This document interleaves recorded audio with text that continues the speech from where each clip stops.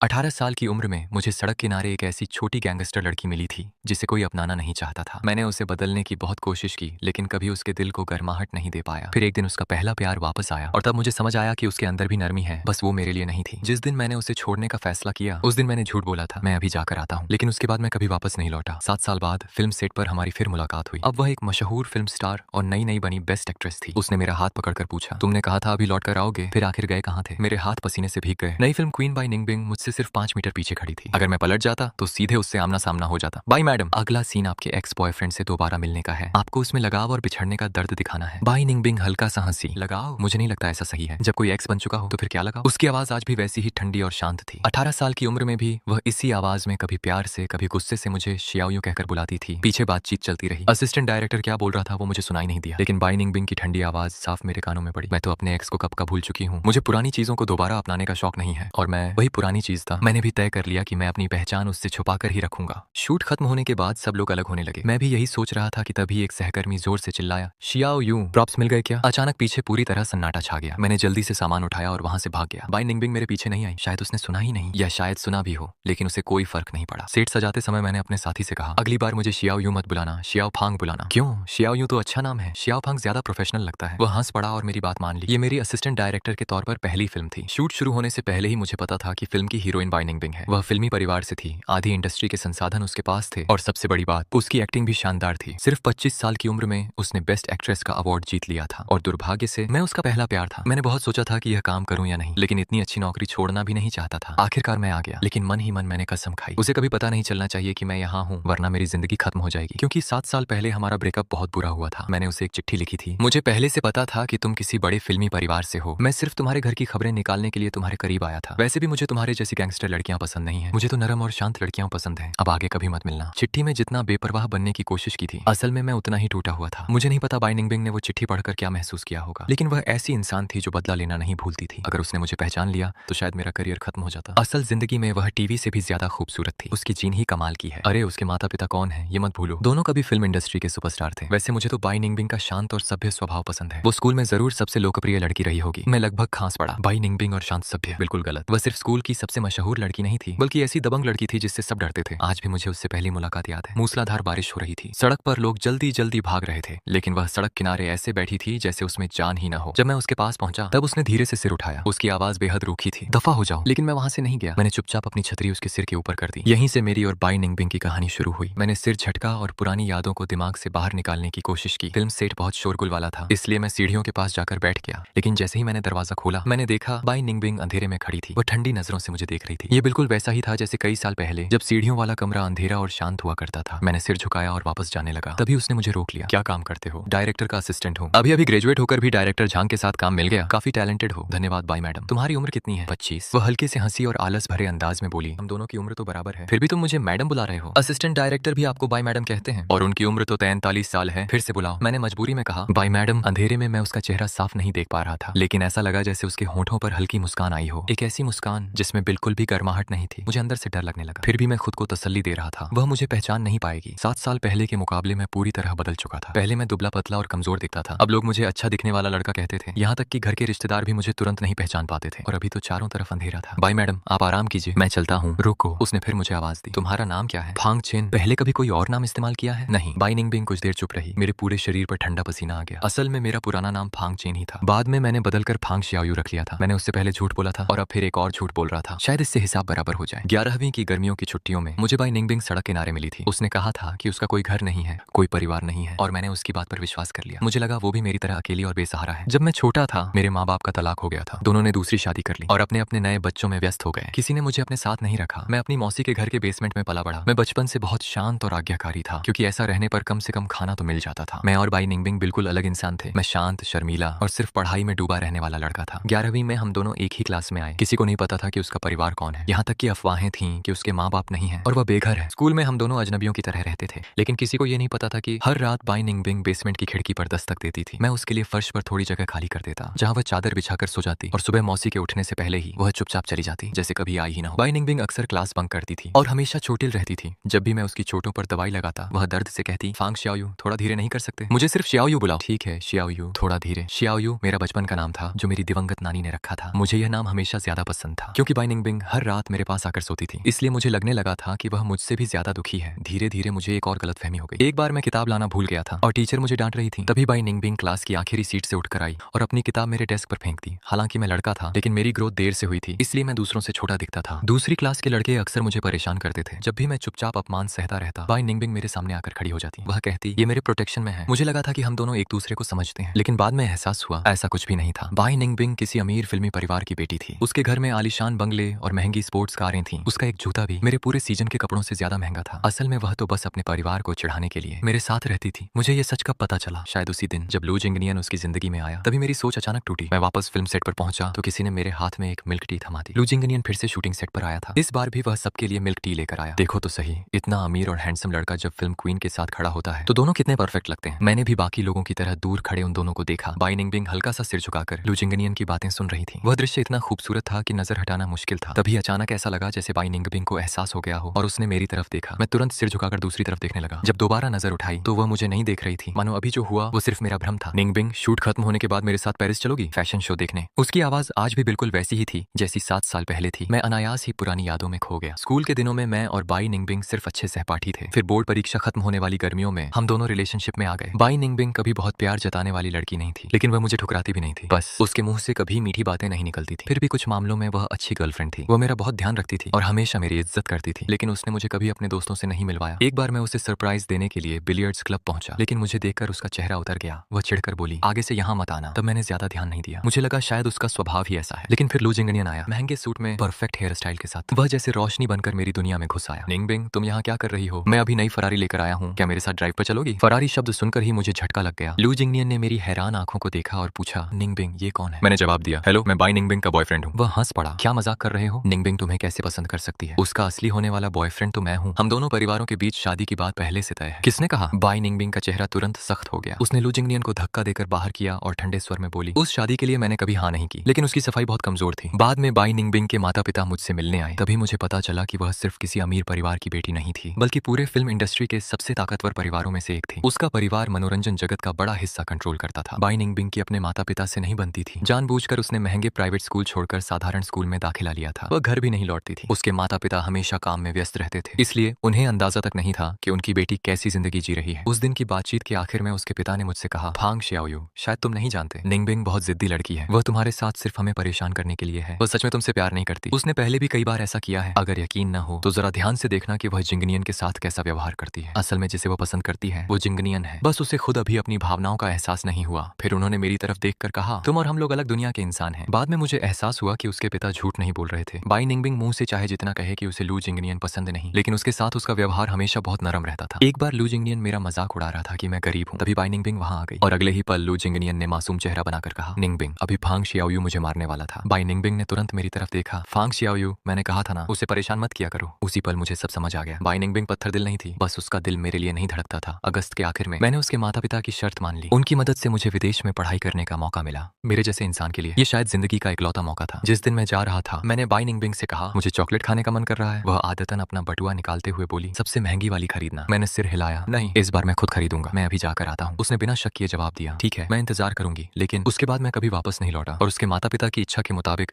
मैंने पीछे एक बेहद बेरहम ब्रेकअप लेटर छोड़ दिया। उस खत ने बाई निंगबिंग की सारी उम्मीदें पूरी तरह तोड़ दी। सिर्फ 3 महीने तक चली हमारी पहली मोहब्बत पतझड़ के आते आते चुपचाप खत्म हो गई। उसके बाद मैंने अपना नाम बदल लिया और स्कूल के सभी लोगों से संपर्क तोड़ दिया। पहले मेरी मौजूदगी ही बहुत मामूली थी। स्कूल में लोग मुझे अक्सर तंग करते थे, लेकिन विदेश जाकर पढ़ाई करने का जो मौका मिला था मैंने उसे बहुत संभाल कर इस्तेमाल किया। मैंने जिम जाना शुरू किया, अपने पहनावे और लुक पर ध्यान देना शुरू किया। धीरे धीरे मेरा नाम भी बदल गया और चेहरा भी। ऊपर से बाई निंगबिंग के माता पिता ने जानबूझकर मेरी जानकारी छिपा दी, इसलिए वह मुझे कभी ढूंढ ही नहीं पाई। उसकी नजरों में मैं शायद मर चुका था, लेकिन उसकी खबरें मुझे हमेशा मिलती रही। मेरे जाने के बाद उसने 1 साल दोबारा पढ़ाई की, फिर फिल्म अकादमी में दाखिला लिया। उसके बाद उसने मनोरंजन जगत में कदम रखा और उसकी जिंदगी लगातार ऊंचाइयों पर पहुंचती चली गई। कैमरे के सामने वह बेहद नरम, शालीन और आकर्षक दिखती थी। उसकी मुस्कान लाखों फैंस का दिल जीत लेती थी। उसे देखकर कोई सोच भी नहीं सकता था कि स्कूल के दिनों में वह कैसी लड़की थी। शायद लोग सच में बदल जाते हैं और मैं भी बदल चुका था। उस दिन का काम खत्म होते होते मेरा पूरा शरीर थकान से टूट चुका था, लेकिन बाकी स्टाफ अब भी बहुत उत्साहित था। ओह माय गॉड, ये फोटो तो कमाल की है। क्या हुआ? बाई निंगबिंग की नई शूटिंग फोटो ट्रेंड कर रही है। मैंने भी झुककर मोबाइल स्क्रीन देखी। एक तस्वीर इंटरनेट पर तेजी से वायरल हो रही थी। उस सीन में बाई निंगबिंग अपनी पुरानी मोहब्बत से अचानक मिलती है। तस्वीर में उसकी आंखों का भाव इतना असली लग रहा था कि लोग दीवाने हो गए थे। उसने सच में किरदार को जिंदा कर दिया। फोटो में बाई निंगबिंग बेहद शांत और गरिमामयी दिखाई दे रही थी, लेकिन उसकी आंखों के अंदर मानो लाल आग जल रही हो, बेकाबू पागलपन से भरी हुई आग। दाग। लेकिन जिसने मुझे सबसे ज्यादा डरा दिया वो था फोटो का किनारा। जिस दिशा में उसकी नजरें थीं वहां धुंधला सा मेरा बैकग्राउंड दिखाई दे रहा था। अगले दिन शूटिंग फिर शुरू हुई, लेकिन हीरो के साथ अचानक हादसा हो गया और उसे अस्पताल जाना पड़ा। ये फिल्म का बहुत महत्वपूर्ण सीन था। कोई भी शूटिंग रोकना नहीं चाहता था। डायरेक्टर बहुत परेशान था। आखिर में फैसला हुआ कि फिलहाल किसी बॉडी डबल से शूट कर लिया जाए ताकि बाई निंगबिंग वाले शॉट पूरे हो सके। लेकिन बॉडी डबल खुद बाई निंगबिंग को चुनना था। मैं भी सबसे पीछे खड़ा था और तभी उसकी नजर सीधे मुझ पर आकर रुकी। उसी को लो, मैं अंदर से घबरा गया, लेकिन डायरेक्टर ने बिना कुछ पूछे तुरंत हामी भर दी। जल्दी जाओ और हीरो के कपड़े पहन लो। मुझे सिर्फ पीछे से दिखना था। फिर भी मेकअप आर्टिस्ट ने पूरा मेकअप किया ताकि कैमरे में फर्क न दिखे। जब मैं बाई निंगबिंग के सामने जाकर खड़ा हुआ तो वह कुछ सेकंड के लिए खोसी गई। फिर उसने पूछा, तुम बहुत नर्वस हो क्या? मैंने पहले कभी एक्टिंग नहीं की। तुम्हें एक्टिंग करने की जरूरत नहीं है, बस मेरी बातें सुनना। थोड़ी देर रुक कर वह फिर बोली, आराम से रहो, अगर तुम ज्यादा टेंशन लोगे तो शरीर अकड़ जाएगा और कैमरे में सब नकली लगेगा। ठीक है, जरूरत पड़े तो गहरी सांस ले लेना। धन्यवाद बाई मैडम, जब कैमरा मेरी तरफ होगा तब बस मेरी डायलॉग सुनते रहना। वह कुछ पल चुप रही, फिर धीरे से बोली, और मैंने उसकी तरफ देखा। और क्या? उसकी आंखें अचानक बहुत गहरी हो गईं। फिर उसने धीरे धीरे कहा, मेरी चॉकलेट कहाँ है? मेरे पूरे शरीर में झटका सा लगा। उसने एक एक शब्द साफ बोलते हुए कहा, शियाओ, 7 साल हो गए, अब तक तो चॉकलेट खरीद ली होगी, है ना? उसी पल मुझे समझ आ गया, बाई निंगबिंग शायद बहुत पहले ही मुझे पहचान चुकी थी। और संयोग से ये वही सीन था जहाँ फिल्म की नायिका कई साल बाद अपने पुराने प्रेमी से मिलकर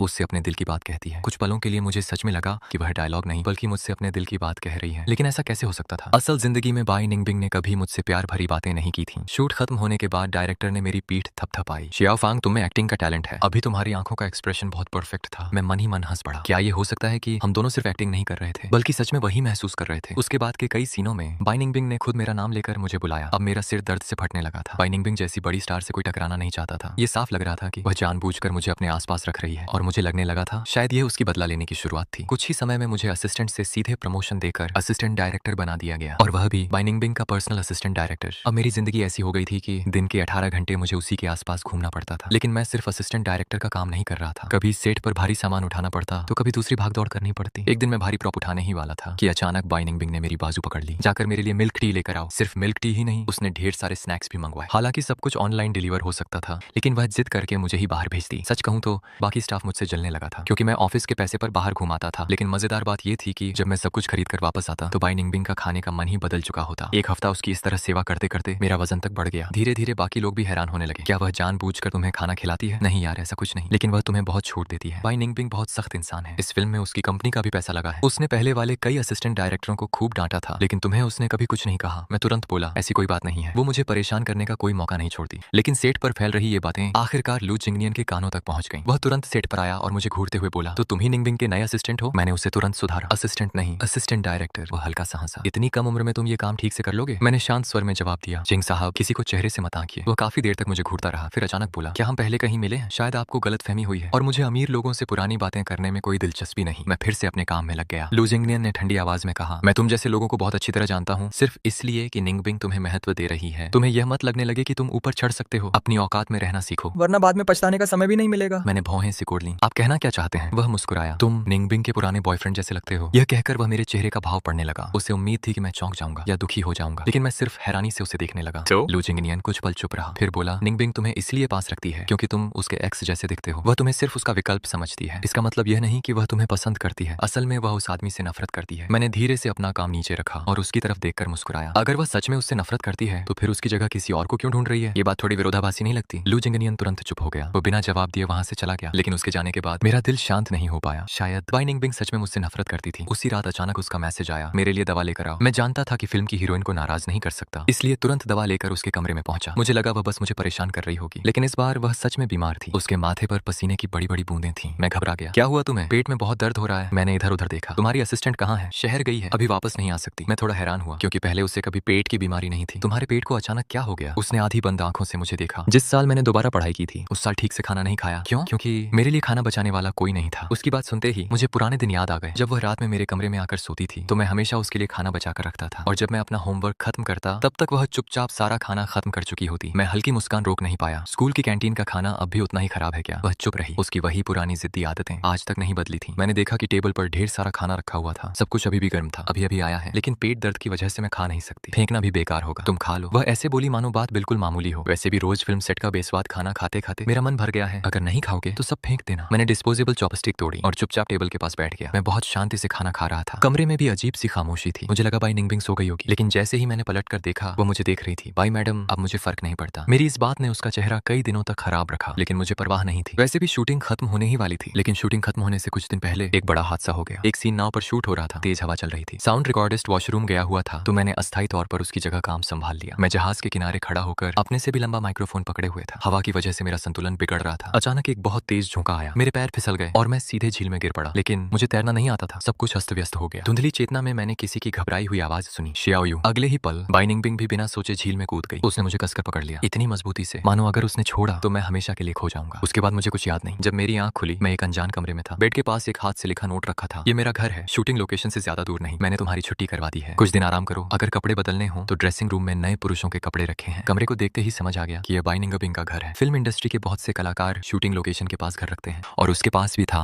मैंने पहले गॉसिप में पढ़ा था कि वह ज्यादातर समय यहीं रहती है। घर बहुत साफ सुथरा था। मैं कपड़े बदलने के लिए ड्रेसिंग रूम में गया, लेकिन अंदर जाते ही मेरी नजर सबसे पहले एक काली छतरी पर पड़ी। वही पुरानी छतरी जो मैंने कई साल पहले बारिश वाले दिन बाई निंगबिंग को दी थी। छतरी अब काफी पुरानी हो चुकी थी, उसकी क्वालिटी भी खास नहीं थी, फिर भी उसे ड्रेसिंग रूम के बिल्कुल बीच में बहुत संभाल कर रखा गया था। उसे देखते ही मुझे वो तूफानी बारिश वाला दिन याद आ गया। मैं उसी छतरी से उसे बारिश से बचा रहा था और वह लगातार मुझे भगाने की कोशिश कर रही थी। लेकिन पता नहीं उस दिन मुझ में इतनी हिम्मत कहां से आई थी। मैंने उसकी बाह पकड़कर उसके जख्म देखने शुरू कर दिए थे। वह गुस्से में कुछ बुरा बोलना चाहती थी लेकिन खुद को रोक लिया था। असल में बाई निंगबिंग बाहर से जितनी सख्त दिखती थी अंदर से उतनी ही मासूम थी। मैंने हल्के से कहा, कोई बात नहीं, वैसे भी पहले भी तो देख चुकी हो। जैसे ही ये शब्द मेरे मुंह से निकले मुझे तुरंत एहसास हुआ कि मैंने गलत बोल दिया और सच में बाई निंगबिंग के होंठ कस गए। उसका चेहरा यहाँ तक कि गर्दन तक लाल हो गई। मैंने तुरंत बात बदल दी, आज तुम्हारी शूटिंग नहीं है क्या? आज का काम खत्म हो गया, मैं तुम्हारे लिए दलिया बनाती हूँ, फिर तुम दवा खाकर आराम करना। पानी में गिरने की वजह से तुम्हें हल्का बुखार भी है। कुछ देर बाद जब वह दलिया लेकर वापस आई तो उसके शरीर पर एप्रन बंधा हुआ था। मैं उसे कुछ सेकंड ज्यादा देर तक देखता रह गया। तुम एप्रन में बहुत नरम और घरेलू लग रही हो। वह तुरंत पलटी, क्या कहा तुमने? मैं तुरंत संभल गया। मैंने कहा, धन्यवाद। उसकी आंखें हल्की चमक उठी लेकिन आवाज फिर भी पहले जैसी सख्त थी। सारा खाना खत्म करना, कुछ भी बर्बाद नहीं होना चाहिए, और अगर कुछ और खाना हो तो मैं मजबूरी में बना भी सकती हूँ। मैं मुस्कुराया, इतनी मेहनत मत करो, तुम अपना काम देखो। वह धीरे से बोली, कल सुबह मेरी कोई शूटिंग नहीं है, आज रात मैं सेट पर वापस नहीं जाऊंगी। वैसे भी मेरे पास सब्जियां तैयार करने का समय है। फिर उसने मेरी तरफ देखकर कहा, आज रात तुम यहीं सोओगे, मैं साइड वाले कमरे में चली जाऊंगी, वहाँ अतिरिक्त बिस्तर नहीं है। तुम बीमार हो इसलिए बेवजह इधर उधर मत घूमो। उसने फर्श की तरफ इशारा किया। पुराने दिनों की तरह मैं नीचे सो जाऊंगी। उस रात मेरा बुखार फिर बढ़ गया और बाई निंगबिंग लगभग पूरी रात नहीं सोई। वह थोड़ी थोड़ी देर में उठकर मेरे माथे पर रखी तौलियां बदलती रही। बुखार में इंसान को अक्सर अजीब भ्रम होने लगते हैं। धुंधली चेतना में मुझे लगा जैसे मैं फिर उसी पुराने बेसमेंट में लौट आया हूँ। बाई निंगबिंग हमेशा की तरह फर्श पर सो रही थी और मुझसे कई फीट दूर लेटी थी, मानो जानबूझकर दूरी बना रही हो। हमारे बीच एक छोटी मेज थी, मैं सिर्फ उसकी पतली पीठ देख पा रहा था। मुझे एक पुरानी घटना याद आ गई। एक बार बाई निंगबिंग खुद बीमार थी लेकिन उसने किसी को बताया नहीं। आधी रात को मुझे कुछ अजीब लगा तो मैं उठ गया। उसका माथा बहुत गर्म था। मैं जल्दी से दवा लाया और बार बार उसके चेहरे को ठंडे पानी से पोंछता रहा। तभी उसने अचानक मेरा हाथ पकड़ लिया। उसने बहुत देर तक मेरा हाथ नहीं छोड़ा, मानो डर हो कि मैं कहीं चला ना जाऊं। जब वह गहरी नींद में सो गई तभी उसकी पकड़ ढीली हुई। ग्रेजुएशन से पहले वह हमारी सबसे करीब वाली रात थी। बाकी समय हम दोनों लगभग अजनबियों की तरह रहते थे। स्कूल में एक दूसरे के पास से गुजर जाते लेकिन रुकते नहीं थे। किसी तरह वो रात गुजर गई। अगली सुबह जब मेरी आंख खुली तो बाई निंगबिंग घर पे नहीं थी। उसे अचानक दोबारा शूटिंग के लिए बुला लिया गया था, लेकिन टेबल पर पहले से बना हुआ खाना रखा था और ठीक बीच में सबसे महंगी चॉकलेट का एक पैकेट रखा था। मैं खाना खा ही रहा था कि तभी दरवाजा खुला। मुझे लगा बाई निंगबिंग वापस आ गई, लेकिन अंदर एक अनजान औरत आई। मैंने उसे पहले देखा हुआ था। वो बाई निंगबिंग की मैनेजर थी और उसकी बहुत करीबी दोस्त भी। वो मुझे देखकर कुछ सेकंड तक चुप रह गई, फिर अजीब नजरों से देखने लगी। मैंने जल्दी से समझाया, मैं सिर्फ फिल्म यूनिट का असिस्टेंट डायरेक्टर हूँ। वो अचानक पूछ बैठी, तुम्हारा नाम क्या है? मैंने हल्का सा मुस्कुराकर कहा, आप मुझे फांग शियाओयू कह सकती हैं। इतना सुनते ही वह लगभग उछल पड़ी। फांग शियाओयू? तो तुम ही वो शियाओयू हो? वह मुझे अविश्वास से घूरने लगी। क्या हुआ? मेरे पूछने पर उसने गहरी सांस ली, फिर धीरे धीरे बोली, तुम्हारे गायब होने के बाद बाई निंगबिंग पागलों की तरह तुम्हें ढूंढती रही, लेकिन जब तुम नहीं मिले तो उसने खुद को पूरी तरह बर्बाद करना शुरू कर दिया। ना ठीक से खाती थी ना सोती थी, वो पूरी तरह टूट चुकी थी। लेकिन अब अच्छा है, आखिरकार उसने तुम्हें ढूंढ लिया। अब शायद वह सुकून से जी पाएगी। 7 साल उसने खुद को बहुत तकलीफ दी है। मैं चुप हो गया, फिर धीरे से बोला, हमारा रिश्ता सिर्फ 3 महीने चला था, इतना भी याद रखने लायक नहीं था। मैनेजर तुरंत सिर हिलाने लगी। तुम्हें कुछ नहीं पता, बाई निंगबिंग ने स्टार बनने का फैसला भी तुम्हारी वजह से लिया था। मैं हैरान रह गया। वह आगे बोली, अपने माता पिता की वजह से वह बचपन से ही फिल्म इंडस्ट्री से नफरत करती थी। उसके घर वाले चाहते थे कि वह बचपन से ही अभिनेत्री बने, लेकिन उसने हमेशा मना कर दिया। लेकिन तुमसे अलग होने के बाद उसने अचानक कहा कि वह स्टार बनेगी क्योंकि तुम्हें फिल्में बहुत पसंद थी और उसका कहना था अगर वह सबसे चमकदार जगह पर खड़ी होगी तो शायद तुम उसे देख पाओगे। मैं पूरी तरह स्तब्ध रह गया क्योंकि मुझे सच में वो रात याद थी। एक रात मुझे नींद नहीं आ रही थी तो मैंने अंधेरे में लेटी बाई निंगबिंग से पूछा, भाई तुम सो गई क्या? नहीं, आज मैंने एक फिल्म देखी, शोशैंक रिडेम्पशन, वो फिल्म बहुत अच्छी थी। बाई निंगबिंग ने बेरुखी से जवाब दिया, मुझे दिलचस्पी नहीं है। मैं धीरे से बोला, लेकिन मैं भविष्य में फिल्में बनाना चाहता हूँ, हालांकि फिल्म बनाना बहुत महंगा होता होगा, अफसोस मेरे पास पैसे नहीं है। बाई निंगबिंग ने तुरंत कहा,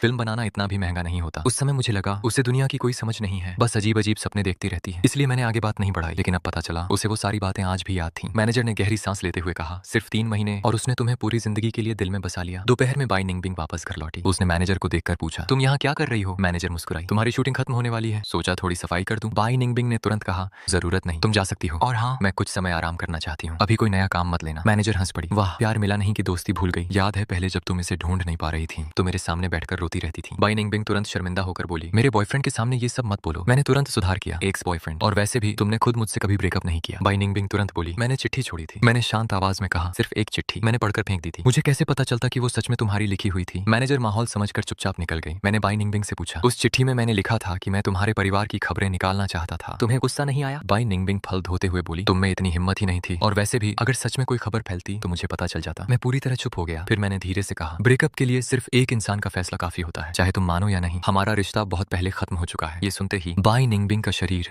हल्का सा कांप गया। वह पलटकर मेरी तरफ देखने लगी। तो क्या मैं तुम्हें फिर से प्यार कर सकती हूँ? मैंने सिर झुका लिया। कोई फायदा नहीं है। वह धीरे से बोली, क्या तुम मुझसे इसलिए नाराज हो क्योंकि मैंने अपनी असली पहचान तुमसे छिपाई, या इसलिए क्योंकि लू जिंगनियन वाली बात मैं तुम्हें ठीक से समझा नहीं पाई? मैंने लंबी सांस ली। दोनों वजह है और शायद कोई भी वजह नहीं। फिर मैंने उसकी आंखों में देखकर कहा, हम दोनों अलग दुनिया के लोग हैं, अब जबरदस्ती मत करो। कमरे में अचानक गहरी खामोशी छा गई। काफी देर बाद उसकी आंखें लाल हो चुकी थी। वह लगभग रोते हुए बोली, लेकिन मैं जबरदस्ती करना चाहती हूँ। मैंने उसकी बात दिल पर नहीं ली। शूटिंग खत्म होने के बाद मैं अपने पुराने शहर वापस चला गया। मौसी का पुराना घर टूटने वाला था। उन्होंने मुझे बुलाया था ताकि पुराने सामान को समेटने में मदद कर सकूं। हालांकि मौसी हमेशा अपने बच्चों को मुझसे ज्यादा महत्व देती थी, लेकिन उन्होंने मुझे पाला भी था। मैं एहसान फरामोश नहीं बनना चाहता था। घर लौटते समय मैं अपने पुराने हाई स्कूल के पास से गुजरा। स्कूल कुछ साल पहले दोबारा बनाया गया था। अब सब कुछ काफी बदल चुका था। मैं कुछ देर स्कूल के गेट के सामने खड़ा रहा। तभी पीछे से किसी ने आवाज दी, अरे तुम वही हो ना? मैंने पलट कर देखा। सफाई कक्ष से मेरी उम्र की एक महिला बाहर आई। वह मुझे ध्यान से देख रही थी। तुम इसी स्कूल के छात्र थे ना? मुझे याद है, तुम बाई निंगबिंग की क्लास में थे। मैंने सिर हिलाया, जी। लेकिन आप कौन हैं? वह मुस्कुराई, मैं वही लड़की हूँ जिसका कभी बाई निंगबिंग से झगड़ा हुआ था। फिर उसने अचानक पूछा, वैसे आज तुम अकेले क्यों हो? बाई निंगबिंग कहाँ है? वो तो हमेशा तुम्हारे पीछे रहती थी। मैं चौंक गया। मेरे पीछे? वह हंस पड़ी। हाँ, हर दिन रात की क्लास खत्म होने के बाद बाई निंगबिंग चुपचाप तुम्हारे पीछे पीछे चलती थी। तुम्हें सच में पता नहीं था? मैं पूरी तरह स्तब्ध रह गया। वह आगे बोली, जिस दिन मेरा उससे झगड़ा हुआ था, बीच में उसने अचानक कहा कि उसे स्कूल वापस जाना है। मुझे बड़ा अजीब लगा, क्योंकि वो लड़की कभी स्कूल की परवाह नहीं करती थी। इसलिए मैं उसके पीछे पीछे चली गई। फिर मैंने देखा वो स्कूल गेट पर खड़ी होकर तुम्हारा इंतजार कर रही थी, और जैसे ही तुम बाहर निकले वो चुपचाप तुम्हारे पीछे चलने लगी। जब तक तुम घर नहीं पहुंच गए वो दूर से तुम्हें देखती रही। उसके बाद ही वो वापस मेरे पास आई। मैं पूरी तरह निशब्द था। लड़की धीरे से मुस्कुराई। बाद में मुझे समझ आया, उसे डर था कि कहीं उसके दुश्मन तुम्हें नुकसान न पहुंचा दें, इसलिए वो हमेशा तुम्हारी सुरक्षा करती थी। जब वह लड़की यह बात बता रही थी, उसने सड़क के कोने में खड़े उस पुराने प्लेटनस के पेड़ की ओर इशारा किया। वो हमेशा वहीं खड़ी होकर तुम्हारा इंतजार करती थी। 17 साल की बाई निंगबिंग को काले कपड़े पहनना बहुत पसंद था। रात के अंधेरे में वह इतनी घुल जाती थी कि दूर से उसे पहचानना मुश्किल हो जाता। तेज हवा चली और कुछ पल के लिए मुझे सच में लगा जैसे वह आज भी उसी पेड़ के नीचे खड़ी हो। तभी मौसी का फोन आया। उन्होंने जल्दी घर आने को कहा। जब मैं पहुंचा तो पुराने बेसमेंट का सामान निकाला जा रहा था। मेरा पुराना बिस्तर, मेरी पढ़ाई की मेज, एक एक चीज बाहर लाई जा रही थी। अचानक मौसी ने मुझे आवाज दी, xiaoyu इधर आओ, मुझे यहाँ कुछ मिला है। मैं जल्दी से उनके पास गया। उन्होंने जमीन की ओर इशारा किया। मैं कुछ सेकंड तक चुप रह गया। फर्श पर जगह जगह मेरे नाम को खुरच कर लिखा गया था, बार बार, सैकड़ों बार, फांग xiaoyu। मौसी ने धीरे से कहा, ये उसी लड़की ने लिखा होगा ना? वही, जो अब बड़ी अभिनेत्री बन गई है। मैं हैरान रह गया। आपको कैसे पता? मौसी हल्का सा मुस्कुराई। वो एक बार मुझसे मिलने आई थी। मैं तुरंत पूछ बैठा, क्या आपको याद है? मौसी कुछ देर पुराने दिनों को याद करती रही, फिर बोली, एक बार मुझे यहाँ कुछ मिला था और मैंने तुम्हें बहुत डांटा था, याद है? मुझे तुरंत वो दिन याद आ गया। उस समय मैंने कितनी जिद की थी, चाहे जितना पूछा जाए। मैं सच बताने को तैयार नहीं था। मैं बस यही कहता रहा कि वो सब मैंने खुद किया है। मौसी ने धीरे से कहा, लेकिन मैं जानती थी तुम ऐसे बच्चे नहीं हो। पुरानी यादों को सोचकर उनकी आवाज थोड़ी नरम हो गई। फिर उन्होंने आगे कहा, जिस दिन मैंने तुम्हें डांटा था वो लड़की खिड़की के बाहर खड़ी थी। उसने सब कुछ देख लिया था। बाद में वो अकेले मेरे पास आई और मेरे सामने घुटनों के बल बैठ गई। मैंने अनजाने में अपनी उंगलियां कस ली। सांसें भी धीमी पड़ गईं। मौसी धीरे से बोली, वो बार बार मुझसे माफी मांग रही थी, मुझसे विनती कर रही थी कि मैं तुम्हें डांटू नहीं। मुझे डर था कि कहीं वो तुम्हें बिगाड़ न दे, इसलिए मैंने उसे दोबारा यहाँ आने से मना कर दिया। तभी मुझे सच समझ आया। 11वीं खत्म होने के बाद बाई निंगबिंग अचानक हमारे घर आना बंद कर चुकी थी। उसने मुझसे कहा था मुझे रहने की दूसरी जगह मिल गई है, लेकिन असल वजह कुछ और थी। वो सिर्फ मुझे मुश्किल में नहीं डालना चाहती थी। मैं नीचे झुका और फर्श पर बने उन घिसे हुए निशानों को देखने लगा। उन निशानों से साफ पता चलता था कि उसने यहाँ कई रातें जाग कर बिताई थी। बाई निंगबिंग हमेशा चुप रहती थी, लेकिन शायद मन ही मन मुझे हजारों बार पुकारती रही। घर टूटने से एक दिन पहले मैं एक बार फिर स्कूल से पैदल मौसी के घर की तरफ चला। वही पुरानी सड़क, दोनों तरफ घने पेड़, सब कुछ वैसा ही था। चलते चलते जब मैं उस छोटे बेसमेंट की खिड़की तक पहुंचा तो अचानक दिल जोर से धड़क उठा। जिस औरत ने सबसे पहले हाथ बढ़ाकर मुझे छूने की कोशिश की, मैंने तुरंत उसकी कलाई पकड़कर जोर से मोड़ दी। दर्द से वह जोर से चीख उठी। मैंने ठंडी आवाज में कहा, मैं औरतों पर हाथ नहीं उठाता। तभी पीछे से तेज कदमों की आवाज आई। मुड़कर देखा, वह बाई निंगबिंग थी। उसके चेहरे पर गुस्सा साफ दिखाई दे रहा था। उसने बिना झिझक उन लड़कियों की तरफ कदम बढ़ाए और बोली, वो नहीं मारेगा लेकिन मैं मार सकती हूँ। उस पल ऐसा लगा जैसे उसकी सारी नकली मुस्कान और स्टार वाली छवि टूट गई हो और मेरे सामने वही पुरानी जिद्दी लड़की वापस आ गई हो जिसे मैं सालों पहले जानता था। उसकी आंखों में वही खतरनाक चमक थी जैसे अकेले 4 लोगों से भी लड़ सकती हो। लेकिन मैं जानता था कि अब उसकी पहचान अलग है। वह कोई आम लड़की नहीं रही थी, इसलिए मैंने तुरंत उसका हाथ पकड़ लिया। बाई निंगबिंग, तुम गुस्सा मत करो। मेरी बात सुनते ही वह अचानक शांत पड़ गई। उसका चेहरा नरम हो गया, जैसे भीतर का सारा तूफान एक पल में खत्म हो गया हो। मैंने धीरे से कहा, चलो यहाँ से भागते हैं। उसने बिना कुछ बोले मेरा हाथ कस कर पकड़ लिया। अगले ही पल हम दोनों सड़क पर दौड़ रहे थे। भीड़, गाड़ियां, शोर सब पीछे छूटता जा रहा था। सिर्फ हमारी तेज धड़कनों की आवाज सुनाई दे रही थी। ऐसा लग रहा था जैसे समय फिर से 7 साल पीछे लौट आया हो। हम भागते भागते आखिर मेरी मौसी के पुराने घर के बेसमेंट तक पहुंच गए। वहां अब कुछ भी नहीं बचा था। कमरे से सारा सामान हट चुका था,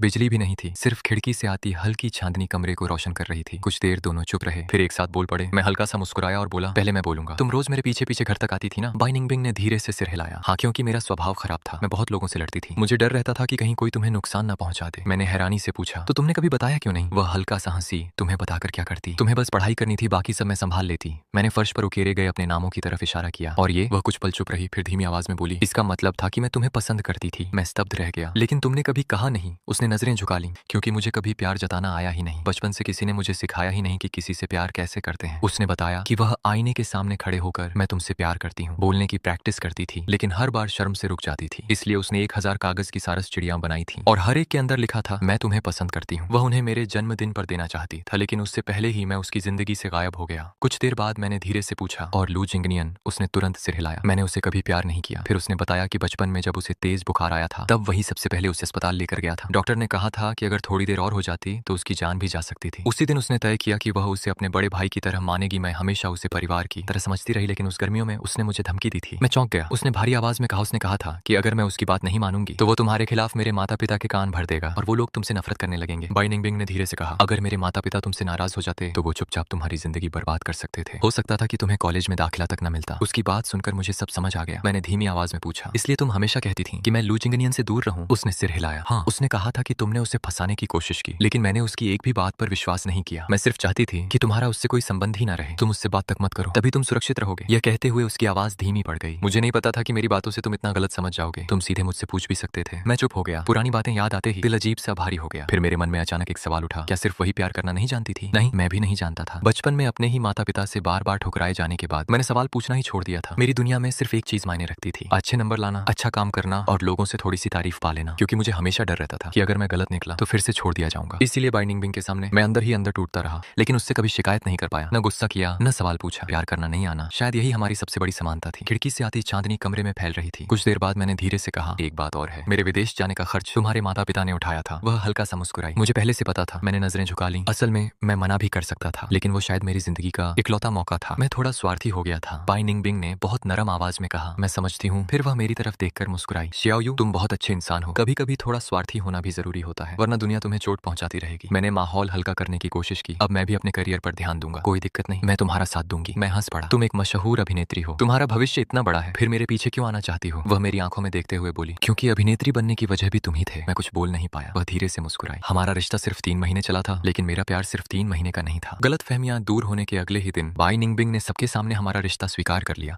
उसने सोशल मीडिया पर पोस्ट डालकर मुझे टैग भी किया। पोस्ट की एक लाइन इंटरनेट पर छा गई, 3 महीने के बदले पूरी जिंदगी। पूरा इंटरनेट हिल गया। हर जगह सिर्फ हमारी चर्चा हो रही थी। मुझे डर था कि उसके माता पिता फिर से बीच में आएंगे, लेकिन इस बार मैं गलत था। अब बाई निंगबिंग 25 साल की थी। वह अब किसी के कंट्रोल में नहीं आने वाली थी। शायद 7 साल पहले भी उसे रोका नहीं जा सकता था। इसलिए उन्होंने मुझे कमजोर कड़ी समझा था। और सच कहूं तो मैं हार किसी और से नहीं, अपने ही आत्मविश्वास की कमी से गया था। लेकिन इस खबर के बाद एक और इंसान इंटरनेट पर छा गया, लू जिंगनियन। उसी दिन वह गुस्से में मेरे पास आया। अब समझ आया, तुम वही फांग शियाओयू हो। मैंने शांत होकर कहा, हाँ तो? वह दांत भींचकर बोला, तुरंत बिंगबिंग से अलग हो जाओ। उससे शादी तो मेरी होनी थी। मैं कुछ कहने ही वाला था कि अचानक पीछे से एक ठंडी आवाज आई, मेरी शादी किससे होनी थी? हम दोनों ने पीछे मुड़कर देखा। बाई निंगबिंग वहीं खड़ी थी। लू जिंगनियन अभी भी गुस्से में था। तुमने इंटरनेट की बातें नहीं देखी? सब लोग उसे तुम्हारे पैसे पर जीने वाला कह रहे हैं। लोग बोल रहे हैं कि इसने हमारे रिश्ते के बीच आकर सब खराब किया। अगर इसे अपनी नौकरी प्यारी है तो इसे तुरंत तुमसे दूर हो जाना चाहिए। बाई निंगबिंग का चेहरा अचानक ठंडा पड़ गया। उसने सीधा पूछा, हम दोनों का रिश्ता कब था? मुझे तो याद नहीं। लू जिंगनियन कुछ बोल नहीं पाया। वह आगे बढ़ी और सख्त आवाज में बोली, लू जिंगनियन, तमीज से बात करो। तुमने कहा था कि तुम मुझे अपना परिवार मानते हो, फिर आज मुझ पर ही गुस्सा क्यों निकाल रहे हो? मैंने तुम्हारे लिए हमेशा अपनी तरफ से सब किया, लेकिन इसका मतलब ये नहीं कि तुम मेरी जिंदगी तय करोगे। उसने साफ शब्दों में कहा, दोस्ती का मतलब दोस्ती होता है। अगर तुम उससे आगे कुछ चाहोगे तो फिर दोस्त भी नहीं रह पाएंगे। लू जिंगनियन का चेहरा गुस्से से लाल हो गया। बाई निंगबिंग, तुम इस लड़के के प्यार में पूरी तरह पागल हो चुकी हो। वह गुस्से में बोला, ठीक है, मैं प्रेस कॉन्फ्रेंस करूंगा, सबको सच बताऊंगा। इसकी गरीब लड़के वाली पहचान कभी नहीं बदलेगी। बाई निंगबिंग ने बिना डरे जवाब दिया, सबसे पहले तुम्हारे और मेरे बीच कोई कानूनी रिश्ता कभी था ही नहीं। बचपन में बड़े लोगों ने मजाक में जो कहा था उसे मैं कई बार सार्वजनिक रूप से नकार चुकी हूँ। बाई निंगबिंग ने आंखें सिकोड़ते हुए कहा, और दूसरी बात, अगर तुमने प्रेस कॉन्फ्रेंस की तो फिर मुझे भी सख्त कदम उठाने से मत रोकना। लू जिंगनियन गुस्से में बोला, लेकिन वो गरीब लड़का तुम्हारे लायक ही नहीं है। ये सुनकर बाई निंगबिंग ने उसे दया भरी नजरों से देखा और बोली, तुम्हारे मुंह से हर वक्त बस गरीब शब्द ही निकलता है। लू जिंगनियन, क्या तुमने कभी सच में किसी से प्यार किया भी है? बिल्कुल, मैं तुमसे प्यार करता हूँ। नहीं, बाई निंगबिंग ने उसकी बात काट दी। तुम मुझसे प्यार नहीं करते। अगर मैं बाई परिवार की बेटी ना होती, अगर मेरे माता पिता मशहूर स्टार ना होते, अगर मैं सिर्फ सड़क पर घूमने वाली एक बिगड़ी हुई लड़की होती, तब भी क्या तुम मुझसे प्यार करते? लू जिंगनियन एकदम चुप हो गया। शायद उसने कभी इस सवाल के बारे में सोचा ही नहीं था। बाई निंगबिंग आगे बोली, अगर किसी बरसात वाले दिन तुम मुझे सड़क किनारे अकेले बैठे देखते तो क्या मेरे लिए छाता पकड़ते? नहीं, तुम शायद मुझे